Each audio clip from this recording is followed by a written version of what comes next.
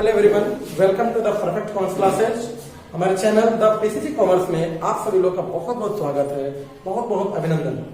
मैं अविनाश कुमार मिश्रा आज आपको पढ़ाने जा रहा हूँ मैनेजमेंट, जो कि कॉमर्स के छात्रों के लिए बहुत ही जरूरी और सबसे इम्पोर्टेंट टॉपिक होता है। मैनेजमेंट कॉमर्स में हम लोग बिजनेस स्टडी का जो पहला चैप्टर होता है 12th क्लास में, उसका पहला चैप्टर का ही नाम है मैनेजमेंट। आज हम लोग देखेंगे मैनेजमेंट क्या है, मैनेजमेंट की मीनिंग क्या होती है, उसके डेफिनेशंस क्या है, फीचर्स क्या है, इंपॉर्टेंस क्या है और उसके ऑब्जेक्टिव्स क्या हैं। आज हम लोग मैनेजमेंट को एक्सप्लेन करेंगे पूरी तरह से, और जिससे हम कम समय में पूरी तरह से मैनेजमेंट को समझ पाए कि आखिर मैनेजमेंट होता क्या है, क्यों करते हैं। इसकी जानकारी के साथ साथ हम अपने एग्जाम में मार्क्स के लिए भी आज देखेंगे कि हमें सबसे ज्यादा मैनेजमेंट को कम समय में अच्छे मार्क्स लाने के लिए मैनेजमेंट को किस तरह से पढ़ना चाहिए, इसका हम पूरी तरह प्रयास करेंगे। और आप वीडियो के एंड तक जुड़े रहें, जिसके वजह से आप समझ पाएंगे कि मैनेजमेंट क्या है और मैनेजमेंट में हम कैसे लिखें, कैसे क्वेश्चंस आते हैं, जिससे हम कम समय में अच्छे तरीके से अच्छा मार्क्स की तैयारी कर सकें। तो चलिए हम लोग शुरू करते हैं। सबसे पहले मैनेजमेंट है क्या, यानी meaning of management, what is management. देखिए, मैनेजमेंट शब्द की जो शुरुआत हुई है इस शब्द से बना है मैनेज।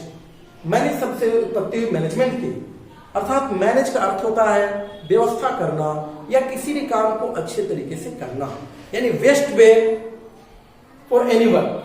तो हम देखते हैं मैनेजमेंट क्या है। आइए मीनिंग में सबसे पहले कि मैनेजमेंट क्यों करें। हम अगर किसी चीज का कॉन्सेप्ट समझ लेते हैं तो उस चीज को समझ पाना मेरे लिए बहुत ही आसान होता है।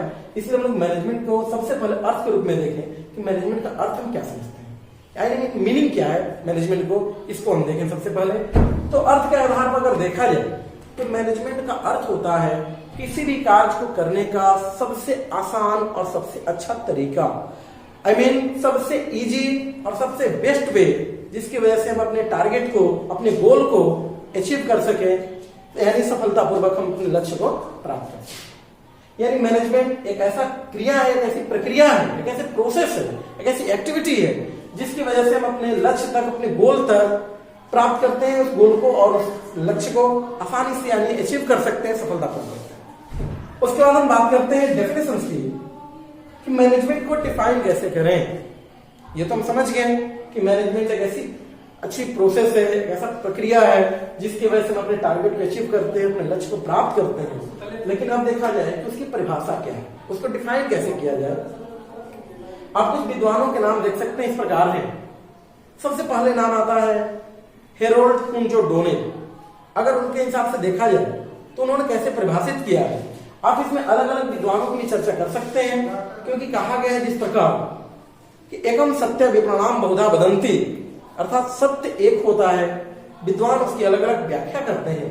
उसी प्रकार मैनेजमेंट हमारा एक ऐसा यूनिवर्सल वर्ड है जिसकी अलग अलग विद्वानों ने अलग अलग व्याख्या की है।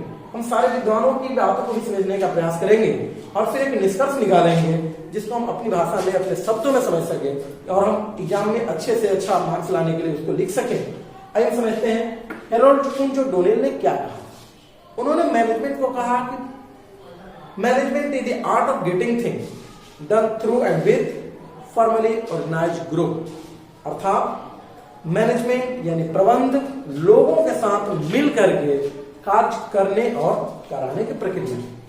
मैनेजमेंट को उन्होंने एक आर्ट कहा, मैनेजमेंट को एक कला कहा। कला का अर्थ ही होता है किसी भी काम को करना, यानी किसी काम को करने का अच्छा तरीका। तो मैनेज करने के लिए अगर आप मैनेजर बनेंगे तो आपको मैनेज करने तो आना चाहिए ना, और मैनेजमेंट वही कर सकता है जो एक अच्छा कलाकार हो, यानी अपनी क्रियाओं को अच्छे तरीके से मैनेज करता हो। हेरोल्ड कुंजो डोनेल ने मैनेजमेंट को आर्ट कहा, कला कहा, क्योंकि उनका मानना था कि मैनेजमेंट करने के लिए हमें एक अच्छी तरीके से मैनेज करने आना चाहिए, तभी हम जाके एक अच्छा मैनेजमेंट कर सकते हैं। और उन्होंने कहा कि मैनेजमेंट लोगों के साथ समूह में मिलकर कार्य करने और कराने की क्रिया है। अर्थात यहाँ पे इन्होंने ये बताया कि मैनेजर, जो आज से पहले का जो कॉन्सेप्ट था, कुछ साल पहले तक ये माना जाता था कि मैनेजर केवल वो व्यक्ति होता है जो लोगों से काम करवाता है, लेकिन उन्होंने कहा कि नहीं, मॉडर्न अप्रोच में अगर देखा जाए, आधुनिक विचारधारा को देखा जाए, अगर हम मॉडर्न आइडियोलॉजी को देखें तो इसमें माना गया कि मैनेजर केवल वो व्यक्ति नहीं, वो पर्सन नहीं है जो केवल लोगों से काम कराता है, बल्कि लोगों के साथ मिलकर काम करना और कराना, इसमें दोनों। अगर हम बात करते हैं एफ डब्ल्यू टेलर के हिसाब से देखा जाए उन्होंने कहा कि management is an art of getting things, management is art of knowing that what you want to do and then seeing they do it in best and cheapest way. Management को उन्होंने बहुत ही, हालांकि टेलर का नाम आगे जाकर scientific management के लिए जाना जाएगा जो हम आपको अगले वीडियो में बताते रहेंगे। उन्होंने कहा कि मैनेजमेंट एक ऐसी कला है जिसमें आप जानना ये चाहते हैं कि आपके वर्कर से कराना क्या है और उसको काम करें तो कैसे, चीप एंड बेस्ट। यानी कि किसी भी काम को करने का तो हम करेंगे, लेकिन मैनेजमेंट कब हमारा सफल माना जाएगा, जब उस कार्य को चीप एंड बेस्ट करें, यानी सस्ता और अच्छे तरीके से करें। आगे चल करके हम और भी बहुत सारे विद्वानों की बातें जो अगले वीडियो में हम जैसे जैसे आएगा हम बताते जाएंगे।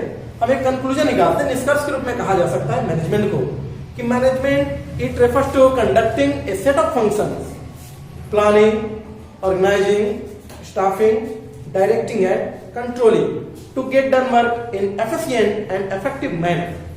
अर्थात प्रबंध अपने लक्ष्य को कुशल और प्रभावपूर्ण ढंग से प्राप्त करने के लिए 5 कार्यों का एक समूह है जिसमें हम 5 क्रियाओं को एक साथ करते हैं और अपने लक्ष्य को कुशलता और प्रभावपूर्णता I mean efficiency and effectiveness के साथ हम अपने लक्ष्य को जब प्राप्त करते हैं वही हमारा होता है मैनेजमेंट। अर्थात कुल मिलाकर कहने का अर्थ ये हुआ कि हम अपने लक्ष्य को प्राप्त करने के लिए जितनी भी क्रियाएं अपनाते हैं जिसका मुख्य उद्देश्य होता है cheap and best, efficient and effective यानी कुशल और प्रभावपूर्ण, अगर हम इस प्रकार से अपनी क्रियाओं को करें तो वही हमारा होगा मैनेजमेंट। अब हम सवाल करते हैं, यहां पर एक सवाल उठता है, सर मैनेजमेंट को हमने मीनिंग तो समझ लिया, डेफिनेशन समझ लिया, अब हम मैनेजमेंट के कुछ फीचर्स की बात कर लें, कुछ इंपोर्टेंस की बात कर लें, कुछ ऑब्जेक्टिव्स की बात कर लें, ये सब भी हम बताते रहेंगे। लेकिन आप सभी लोगों से मेरा एक बहुत ही विनम्र रिक्वेस्ट है कि हम ऐसे ऐसे बहुत सारे वीडियो लाएंगे आपके लिए और हम पूरी कोशिश करेंगे कि पूरी मैनेजमेंट ही नहीं बल्कि बिजनेस स्टडी के सारे चैप्टर्स को आपके बीच रखेंगे बहुत ही आसानी से। इसके लिए जरूरी है कि आप ज्यादा से ज्यादा संख्या में इसे सब्सक्राइब करें, चैनल को लाइक करें और जितना ज्यादा हो सके लोगों को शेयर करें, क्योंकि इसे अधिक से अधिक शेयर करने से अधिक लोगों को इसका फायदा मिलेगा। और इसके लिए आप जितना जल्दी हो सके सब्सक्राइब करते जाएं। तो चलिए हम आगे बढ़ते हैं। अच्छा, हमने मैनेजमेंट में एक शब्दों की हमने चर्चा की, एफिशिएंट एंड इफेक्टिव, जिसको हम हिंदी में कहते हैं कुशल और प्रभावपूर्ण। सवाल उठता है कि सर कुशलता और प्रभावपूर्णता क्या होती है, यानी एफिशिएंसी एंड इफेक्टिव क्या होते हैं। तो आप इसको कम शब्दों में समझ सकते हैं कि कुशल का अर्थ होता है किसी भी कार्य को तो करें, लेकिन कार्य करने का सबसे अच्छा तरीका जिसमें मुख्य रूप से हम कॉस्ट को ध्यान रखते हैं, लागत को ध्यान रखते हैं। हमारे पास संसाधन कम है, रिसोर्सेस कम है हमारे पास, लेकिन हमारा टारगेट बहुत बड़ा है, तो हमारे पास मैनेजमेंट की सबसे ज्यादा जरूरत पड़ेगी, क्योंकि हमारी वही एकमात्र कोशिश होनी चाहिए कि कम से कम रिसोर्सेस का इस्तेमाल करते हुए अच्छे से अच्छा और अधिक से अधिक मात्रा में हम अपने आउटपुट को कर सके। यानी इनपुट कम रखते हुए भी आउटपुट अगर हम ज्यादा क्रिएट करते हैं तो वहां हम एक सफल मैनेजर माने जाते हैं। जबकि इफेक्टिव का अर्थ होता है हम अपने टारगेट को अचीव कर रहे हैं ऑन द टाइम, यानी कि हम समय पर अपने लक्ष्य को प्राप्त करें, ये इफेक्टिव होने की पहचान है। जबकि हम कम से कम मिनिमम कॉस्ट में अपने टारगेट को अचीव कर रहे हैं, ये हमारा एफिशिएंट होने की पहचान है। इसीलिए कहा जाता है किसी भी मैनेजर को 2 क्रियाओं को ध्यान रखना होता है। 2 शब्द उसके जीवन में बहुत मायने रखते हैं। एक होता हमारा पहला शब्द है एफिशिएंट और दूसरा इफेक्टिव, यानी कुशल और प्रभावपूर्ण। कुशलता जहां लागत कम करने की बात करती है, वही प्रभावपूर्णता काम को किसी भी स्थिति में करने की बात करती है। इसलिए एक मैनेजर को इन 2 शब्दों पर बहुत ही विशेष ध्यान रखना होता है। तो चलिए कुल मिलाकर के एक बार शॉर्टली रिवाइज देख लें कि मैनेजमेंट क्या है, कैसे आप डिफाइन करेंगे उसको। तो मैनेजमेंट के बारे में कहा जाता है कि management conducting a set of functions, planning, organizing, staffing, directing and controlling to get done work in efficient and effective manner। अर्थात अपने लक्ष्य को प्राप्त करने के लिए कुशल और प्रभावपूर्ण तरीके से प्राप्त करने के लिए हम जो क्रियाओं के एक समूह को पूरा करते हैं उसी का मतलब होता है मैनेजमेंट, उसी का नाम है प्रबंधन। अब हम आगे बढ़ते हैं, इसके फीचर्स की अगर बात करें तो मैनेजमेंट के फीचर्स क्या है, मैनेजमेंट की विशेषताएं क्या है, कौन कौन सी ऐसी खास बातें हैं जो मैनेजमेंट को विशेष बनाती हैं। उसके बाद हम बात करेंगे मैनेजमेंट की इंपॉर्टेंस क्या है। इतने पढ़ने से आपको जरूर एहसास हो गया होगा कि मैनेजमेंट की हमारे जीवन में क्या भूमिका है।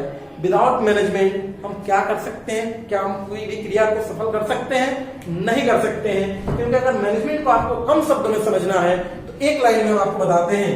यह एक शब्द समझिएगा, इससे आपको ज्यादा से ज्यादा क्लियर होगा कि आखिर मैनेजमेंट क्यों जरूरी है और मैनेजमेंट को क्यों पढ़ाएं।